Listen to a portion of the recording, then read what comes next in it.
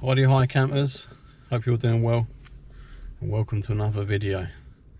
And I am on Bodmin Moor in Cornwall. The weather's glorious. Not, it is awful. It is horrible weather today. And silly old me thought it would be a good idea to come out and maybe try and camp in it, although I'm not committing to that just yet. Now I'm down in Cornwall here for a week with my wife and the dog. I've left my wife and the dog back at the caravan that we're staying in, and I've come out for one night and one night only. I don't know why I just sung that, sorry. To see if I can camp in some high country. I've wanted to camp on some high country bit, some moorland in Dartmoor, Bodmin Moor here, or even up in the Lake District or Peak District, just to sort of try and get a high camp under my belt. I've always wanted to do it for a long time now, and an opportunity arose when I was down here now to do one, and I was like, yes, get in. And so I've got my bag packed, I've got my tarp and my bivvy packed, but there's one problem here, and it's the bloody British weather. It's bloody awful. Let me just clear the windscreen there. It's what we like to call a bit of a pea super. The sort of fog and clag has really come in. You should get lovely views up there, but you're going to get sod all. And yeah, it's not going to be nice. The winds are blowing out there like a good, and they're forecast to be touching 50 mile an hour at the moment, and it's supposed to stay until about 4 or 5 o'clock in the morning, that wind. It's supposed to rain as well, lightly, albeit it looks like it's raining now, but I think that's more the moisture from the fog. And the conditions on the moor are almost certainly going to be quite boggy, so everything is against me. It's a real baptism of fire. If I was in my local woodland, I wouldn't even be out camping. The risk of falling trees would be too great. So my strategy is to get togged up with my waterproofs, my gaiters, go for a walk. It's not far to get up to some of the one of the tours here. I'd like to try and visit one or two other tours, which are 2 or 3 miles away, but I know the weather's going to be brutal. So my priority is to have a hunt around for some sheltered camping spots. There's lots of big rock formations up where I'm going, so if there's some nice sort of dry, or not boggy, flat spots behind some big rock formations that I can use for some windbreak and some shelter from the wind, then that could make life quite a bit comfortable. If I can find something like that whilst I'm on my walk, then happy days. I'll be setting up camp. If not, I should probably be walking back to the car, beating a hasty retreat. I'm back down here again in just over a month's time, so I might have an opportunity then to do another camp down here, hopefully some better spring weather. But look at me now, it's getting all stained up in here. It looks like I'm out dogging, doesn't it? Out looking for some action, but I'll assure you this is the car park for Bodmin Moor. And I'm going to get out and bring you along with me. So I'm talking to you now in the car because when I get out there, I know for a fact the microphone is going to get obliterated by the wind. So I won't be able to talk to you. I can try talking to you, but you won't hear me. So I'll film some segments along the way, so you can get a feel for what the conditions are like. And then if I can find a nice sheltered spot, I'll update you then. If I can hunker down under my tarp, then great. And that's another thing, I brought my tarp and bivvy, my Dutch hoop bivvy, which I absolutely love. And I think that the hoop bivvy with a nice hunkered down tarp is probably the best option for these conditions at the moment. The tarps, the tents that I've got at my disposal, I think would get their arse kicked in this weather, because I'd have to pitch them in quite an open area. They'll be exposed to this wind and they're just going to get completely obliterated. So that's enough talking, that's enough yapping. I've been talking for 5 minutes.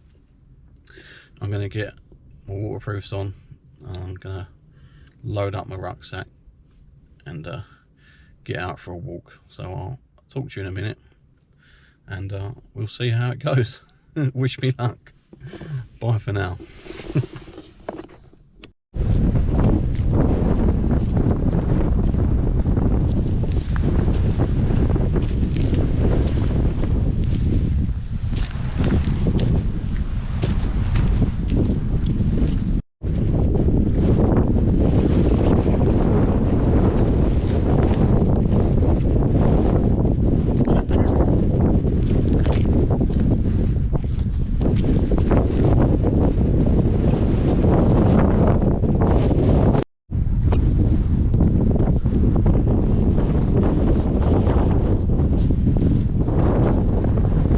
Wind don't seem to bother them.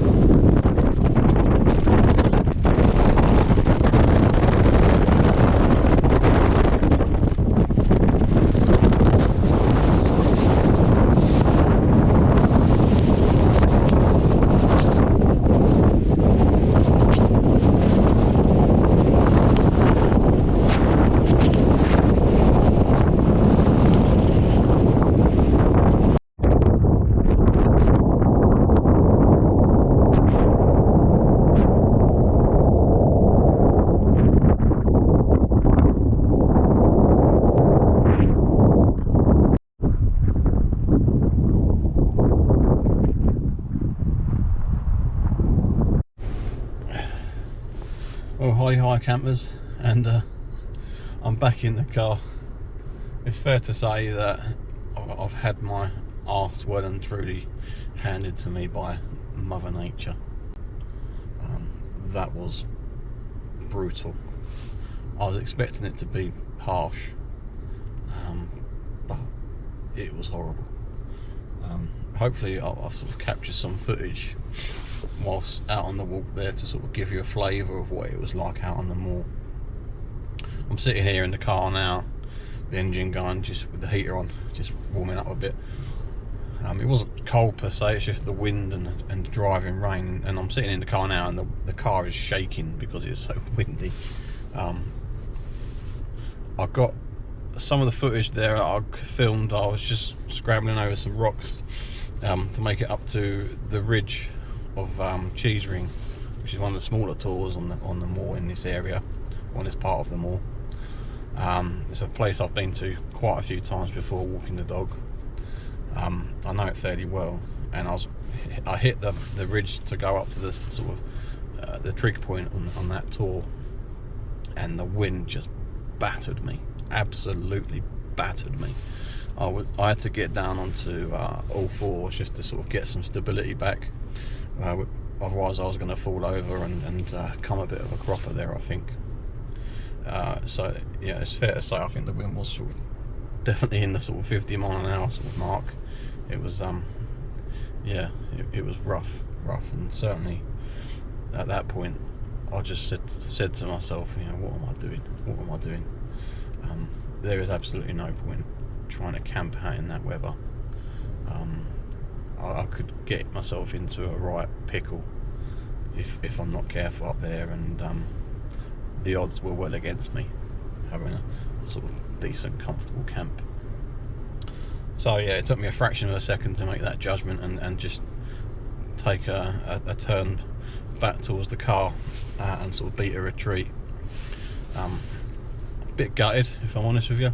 I'm really gutted. Been planning this camp for weeks, really looking forward to it too. I've been desperately wanting to do a camp in some high country, ideally with nice weather, so I can capture some of the lovely views that you get around it, because it is stunning, absolutely stunning around here. And I had some good food. I've got some good food packed. I had to celebrate all the good things about Cornwall, so I had a nice pasty, I had a nice Cornish cream tea to enjoy up on the hill. I had a nice Cornish ale as well, so I'm gutted about that. It's all going to make for a really good video. But I think I'm still going to put this video out onto the YouTube. I'm going to sort of call it a sort of camp failure or camp aborted type video. The elements really were against me. I think the risk wasn't worth the reward. I don't want to be one of them idiots on YouTube that do my head in, that sort of kind of put a video out there where they've camped in Storm whatnot and faced this weather or that and just put themselves into peril for the sake of some YouTube views. I don't do YouTube for that. I don't want a video to go viral. I'm just in it to be a part of the community and have a bit of fun, and that's not fun.